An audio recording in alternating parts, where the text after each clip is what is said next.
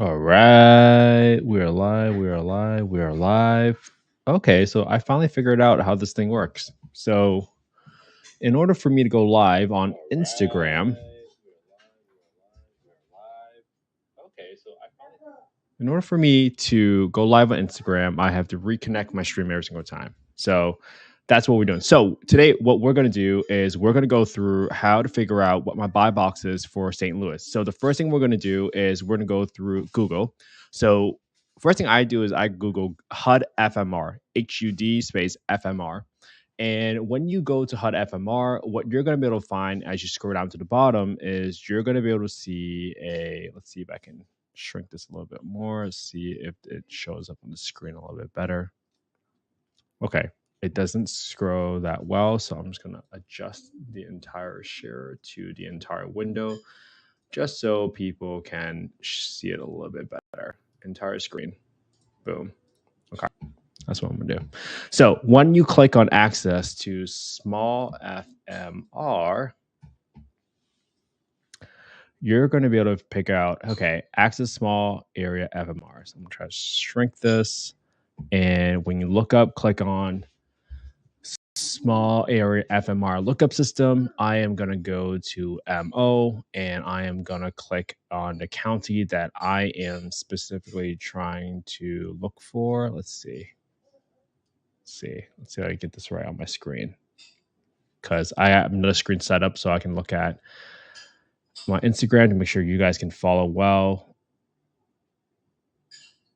Okay, that's not bad. All right, that's pretty good. So I'll try to keep it focusing right here on the screen. So when you click on St. Louis County, you're going to get a zip code with all the fair market rents on exactly what you can expect to get for rents as the ceiling rent for this property.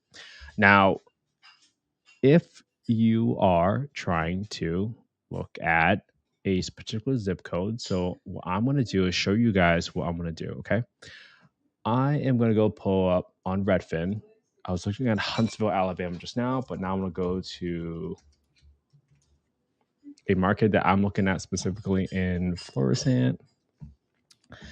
And let's see if I can get this to show up. So what I have done is I'm trying to figure out, hey, what's my sort of ceiling rental rate for a property if I'm able to see a potential deal. Now let's see.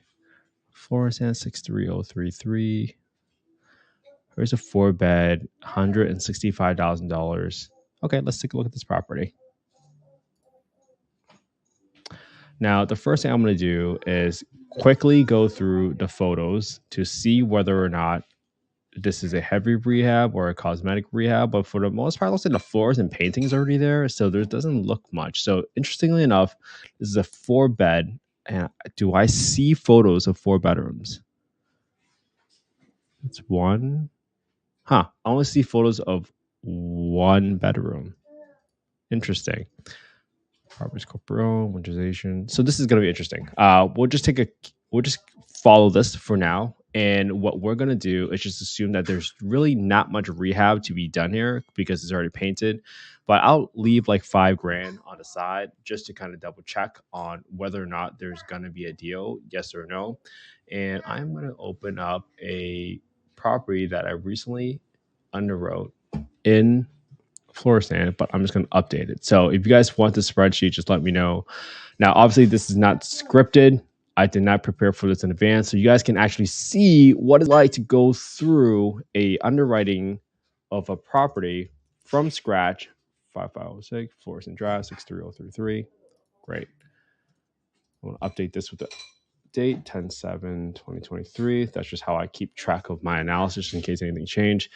This property is $165,000. Now that you have the purchase price, we have to go get the rent. Okay, the zip code here is 63033.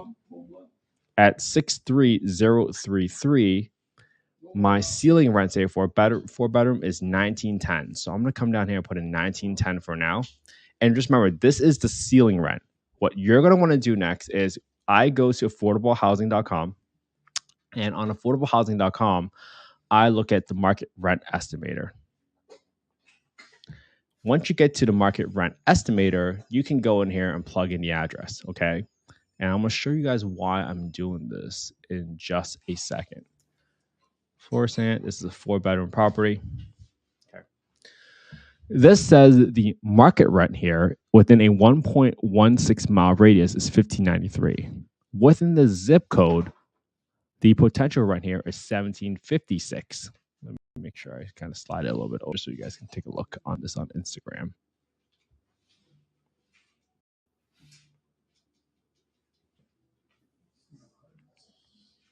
Let's see, did that show up? Great. All right, now you guys can kind of see it pretty clearly. So $1,593 is the rent for a 4-bedroom home in the city of Florissant, Missouri. And the zip code upside is 1756. Now, this is why it's important for you guys to take a look at it. If you go to the Housing Authority of St. Louis County, now this can apply to many, many public housing authorities out there. But the point of why I'm showing you this is because every single housing authority will sort of have their own way of estimating rent, and they'll probably have these different tests in there, right? So this is a really good example. If you look at this top line right here, it says rent. HA, Housing Authority of St. Louis County, will conduct a rent reasonableness test. Rent reasonableness test to determine reasonable rent. Reasonable means the rent amount is comparable to market units in the immediate area. In comparing units, they'll consider all the stuff like location, quality, size, unit type, amenities, age of unit, utility responsibility, maintenance, etc. Now, that's a reason I went to go to affordablehousing.com, looked at the 4-bedroom, because the market rent right now on average says $1,593. Had I underwrote this property, assuming that I will get the rent, the maximum rent at $1,910 right away, I might be $300 short. And that could be the difference between cash flowing and not cash flowing on a property. So we're going to keep that in our back pocket as a deal. And a couple other items that I would do before I decide to purchase the property. What I'm trying to do is just look at, hey, does this area look like it's in a pretty decent neighborhood? And I usually just do like a Google Street drive-by, just try to look for any sort of signs of boarded up homes. For the most part, this area doesn't look that bad. I don't really see like big junks, lots of boarded up homes. I could probably take a further drive or have a realtor take a look at this even more, but I did not see any sort of instances where there were signs of like dilapidated houses, etc. So that makes me feel good. The next thing I'll do is I'll go to tophap.com, and what I'm trying to figure out is the crime score. The national average for a crime score is 100. So ideally, if you're right around there, you're not in like a very, very bad area. The area I grew up in, the crime score I checked in Boston was like 700. Some folks I've talked to that have been successful in real estate, they live in areas like 300, and that might not be the worst type of score, because if you're in a very big metropolitan area, chances are, just due to sheer amount of population, there's going to be some crime. And this is the crime score I wanted to show you guys. So let's see if this kind of pops all the way up on Instagram. I think it should. Now, one look at this crime score is 59. National average is 100. So to me, on a very, very broad, generalized assumption, without knowing like, hey, street by street, how the neighborhoods are, this is a decent area for me to at least look into the property a little bit further and decide whether or not this is a property that I want to potentially purchase or even make an offer on. Okay, great. So the crime checks out, the neighborhood checks out quickly on Google Street Maps. The rent I got from affordablehousing.com and the HUD FMR, now I want to at least analyze and underwrite the deal a little bit further. So now I'm going to, let's see, I'm going to try to figure out how much of this shows up on Instagram screen. But what I'm going to do is I'm going to just set aside $5 a square foot for a renovation, just in case there's something that I don't see coming up. But it looks like on a photo, this property has just been recently renovated. So that's why I'm not as worried about it. But I'm still going to have some rehab left. So I'm setting aside $8 or $9 grand for this property. If the rent is $1,910, I need to go get the property taxes. I'm just going to go to Redfin and grab it from the bottom, see what it says. $164 for property taxes. So I'm going to update that really quick. $164. And then the insurance, according to Redfin, is $121. So I'm going to do $121. I'm going to add a 20% premium to it, equals 121 times 1.2. And that's simply because that insurance estimate is for a property that is intended to be primary residence. Usually, if it's for a rental, the insurance is a little bit higher. So I'm just, before I get a hard insurance quote from an insurer, I'm going to assume a 20% premium. Obviously, as you get closer or you're under due diligence, you should definitely get a better and more accurate insurance quote by that time. I have a 10% maintenance, which is probably a little high considering how sort of rehab it looks, but you never know what you might find. So it doesn't hurt to be a little bit more conservative. I don't have any note servicing here. I have 8% for property management. I have 4% for vacancy. That's pretty conservative, to be quite honest with you, especially like I would think like this property at its current renovation standard, it should be 3%. Just because I think I'm providing an above average product for the market that typically people don't want to leave. And this is a decent area for the most part. So if I do a 25% down payment on a property that is $165,000, and I assume the interest rate, let me try to expand this, and I assume that the interest rate is 7.5%, I don't cover any utilities, this gets me to a total of 7.4% cash and cash return. It's not a great deal, to be quite honest with you. So this is why I'm going to note down. If I assume that 8.9K rehab, just to kind of have it out there, I'm going to type in my scenario. So at 1910, which is my ceiling rent, this is going to get me to a 7.4% cash and cash return. And this is just how I'm tracking myself, right? And this is $334, $334. If I lower it now to what the market rent is at $1,593, what does that get me? At $1,593, just to kind of put it right here, $1,593. This is now an $84 cash flow a month. And this is a 1.9% cash and cash return. I don't know about you, but that does not scream sexy to me. 1756. That's 1756. And that's because I'm using this zip code number as the potential run, just to kind of give myself a little bit buffer. 212. And then the cash and cash return is 4.7.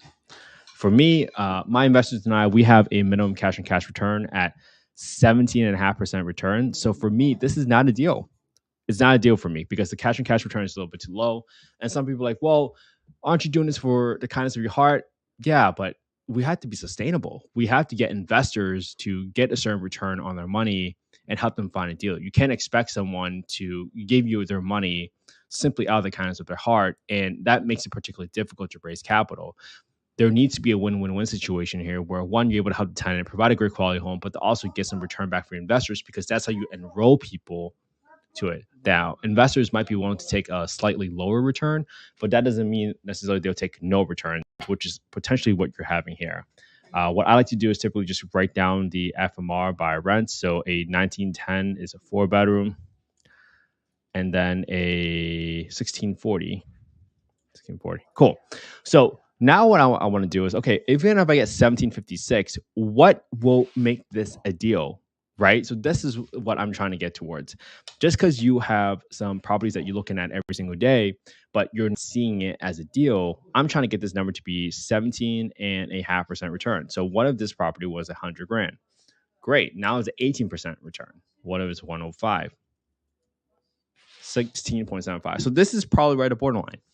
If I can get 1756 for rent for my property, and I can get a property for roughly about 105, and I can renovate the property for 8.9K, that allows me to buy a property. So now I'm starting to develop my properties. I mean, my buy box for this market. I now know like, hey, I need to be right around 100 or 105 as sort of my ceiling, assuming it's not a very, very heavy rehab. If this was a heavier rehab, I might say, well, now all of a sudden, what if this is a $30,000 rehab? Doesn't meet the cash and cash return anymore, right? But what if this is now an $80,000 home?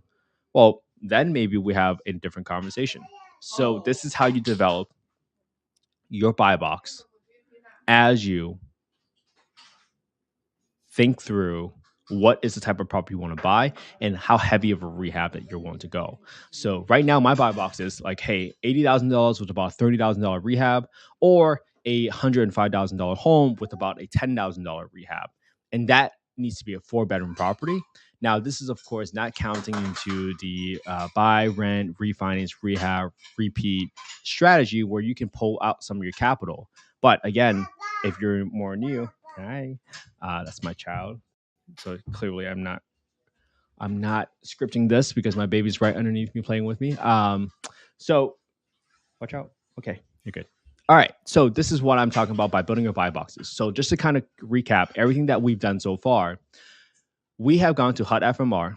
We got the fair market rent, which is just ceiling rent, by bed zip code, and by bedroom count.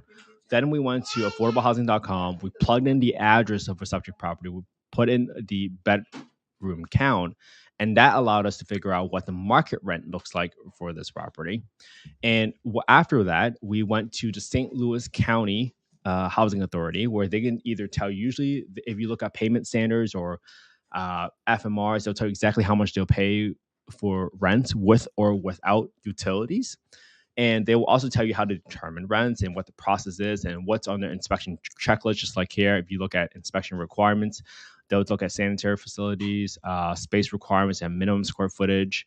And they have things like, hey, everything must have light or electricity, blah, blah, blah. So very, very straightforward stuff. But you should, at the minimum, have a handyman walk the property with your inspector so that if there are any minor items that comes up during an inspection, besides for just these items, you can kind of address them right away and not fail an inspection and then have to wait 2 or 3 weeks just to kind of get the inspector back out. Because that is like another whole month's worth of cash flow that you're foregoing and increasing your holding costs. Okay. Then we went about and we looked at the asking price and stuff like that. This spreadsheet, if you DM me your email on Instagram at invest with Kent He, I'll send you my spreadsheet. I have like this little spreadsheet on this line item about like all the different types of renovations that you can potentially do on your property that I was fortunately been shared with by other folks, but then I kind of added my own twist on there, especially once I had some short-term rentals. But ultimately, my goal is to do affordable housing, and this is how I'm trying to determine my buy boxes. Now, the reason I picked St. Louis to look at today is because I saw how much their FMRs have gone up. Now, if you just look at HUD FMR, so let's look at HUD FMR, and you just look at the FMR site, you'll be able to quickly tell MO. Let's look at MO. St. Louis County. This is what jumped out to me. And hopefully you guys can see this on the screen. If you look at this, you're going to be able to see how the 2023 FMR for a 2-bedroom home in St. Louis has jumped up nearly $200, which is 20%. And if you look at the 3-bedroom rent, it went from $1,294 to $1,565. And just for people that want to see what percentage are, let's just do it together. So it's 1565 minus 1294 divided by 1294. So the rents have gone up 20.1% in St. Louis for a long-term rental, but I doubt that the property prices have gone up by 20% in St. Louis. Could have happened? Yes, sure. But I am looking for outsized opportunities. And this is why I decided to look into St. Louis market a little bit more heavily because, hey, if I saw this jump compared to other jumps that are a little bit higher, and I don't believe that the rentals are necessarily saturated, or because I just know that there's significant demand for Section 8, this might be an opportunity, and this might be a market I want to look a little bit more closely in. So we looked at Top Hab, and Top Hab is where we saw the crime index is 59, which is primarily indicative of that property being in a decent area. And then we also did a street view to quickly look at, hey, does this area look bad? Are there any boarded up homes in the area? I don't see any like trash areas or anything like that. So for me, this seems like a pretty good neighborhood and at least worth an extra thought process behind it. So cool. That's why I wanted to go live with you guys today. I had determined my buy box to roughly be around $80,000 for asking price, staying under 30 grand of rehab. Now, if I can burn, I might adjust the numbers a little bit better, but that's going to depend on the sold comps in the area. Happy to walk through that process next time. If this was helpful to you guys, please make sure you subscribe to my channel at youtube.com/@Kent_HE. If you like my spreadsheet, just DM me your email on Instagram at @InvestWithKentHe. Now, this is not a solicitation for investments, not tax, financial, investment advice. I'm simply showing you what my life looks like on a daily basis, just analyzing deals and getting more practice, getting the reps in. And that's how to determine whether or not something is a deal. You do this enough times, you're like, hey, that's not a deal, that's not a deal, that's not a deal. That might be a deal if X and X happens. And this is essentially what I do as I underwrite and I look at properties every day. So hopefully this was helpful for the St. Louis market. If you guys have a market you want me to look at, happy to take a look at the market for you guys. If you have a subject property, let's go through the same process together. This was just a simple manner of going through, understanding the neighborhood, understanding when there's opportunity. Because the number one question I get from a lot of times, like, hey, I'm new, how to get started? What markets should I select? I would recommend you look at population growth, job growth, and then maybe you consider how I looked at it. I simply looked at a market that had a much higher rental increase in rental rates. And I compared that to potentially what was the rate of growth in prices for Florissant. So let's see, maybe there's something in here about, I wonder, 63031 Redfin average sales price growth. Let's see if we get anything like that. Housing trends. Oh yeah, this is going to be good. So look at this. So I simply Googled the zip code and I looked at Redfin and I said housing market growth. Now, what I found here is if you looked here at 63031 housing market trends, hopefully this can see as I go over. In August 2023, the home prices in the zip code were down 5.7%. And the median sale price was down 5.7%. Now, this is a very small market. Don't forget that. So numbers might be a little bit more skewed without as big of a sample size. And there were 225 homes sold in August of this year compared down. So lower inventory, prices have gone down, but I saw that the rent prices gone up by 20%. See the difference there, guys? Rent prices went up while housing prices went down. That gives you a better spread for a potential opportunity, especially if you're thinking about trying to achieve the 1% rule. So that's really what I wanted to share with you all today. Hopefully this was helpful to you guys. I'm going to stop sharing now. Let me take a look at the chat just in case anybody has any questions. Don't have any questions on Instagram. Don't have any questions on Step J Love. You said you wanted a spreadsheet. Just DM me your email. And if you guys like this, please make sure you join my free Facebook group. It's at the Facebook group is called Affordable Housing and Real Estate Investing. My goal there is to build the largest community of affordable housing investors so that we can get the wait list down for affordable housing. That's my number one goal. And I'm going to try to go live every day, if not every other day, on how to analyze and underwrite a deal. Hopefully this gives you guys a lot of practice and some insight into how I look at deals. I'm not saying my way is correct or the only way, but you guys can at least see me practice and we're going to practice together.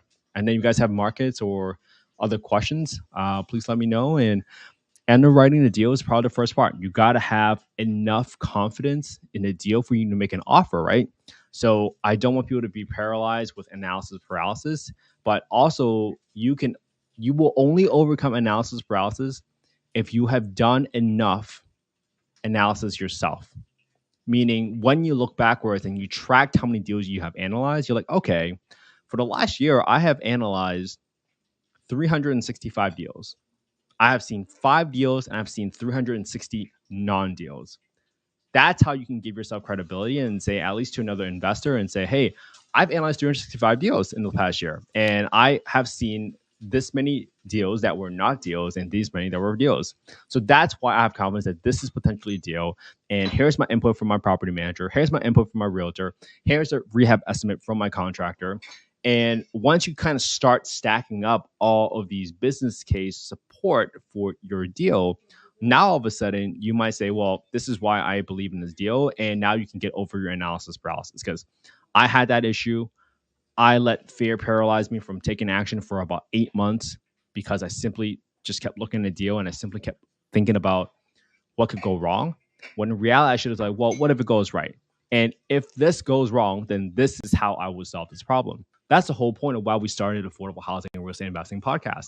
We brought guests on to share their stories about how they have made mistakes and share with you how they have handled those mistakes so that you can understand if that were to happen to you, you can figure out how to handle that problem and address it so that you can take fear out of the equation. So I'm trying to take fear out of the equation for everybody on a single family side, meaning learn to analyze your deals and then also listen to the podcast, listen to other stories, learn how people screen their tenants to make sure that they are increasing their chances of getting a tier 1 tenant and mitigating the risk to your deal, because that's your number one job as a investor. You don't want to lose money.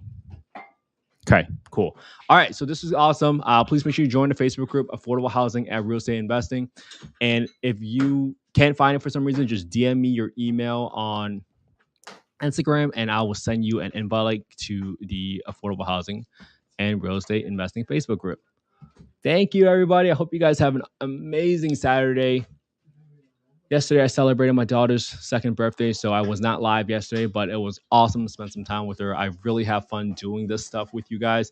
I appreciate all the feedback. Any feedback you guys can give me, I really appreciate it. I do this for the thank yous. The emotional income means the world to me because it shows that there are people out there that cares about providing affordable housing. And if you do, then I want to be friends with you, because without people like you guys, my mom would have never had the home that she got, and I would have never had the home I grew up in. So thank you guys. I appreciate y'all. Have a great day.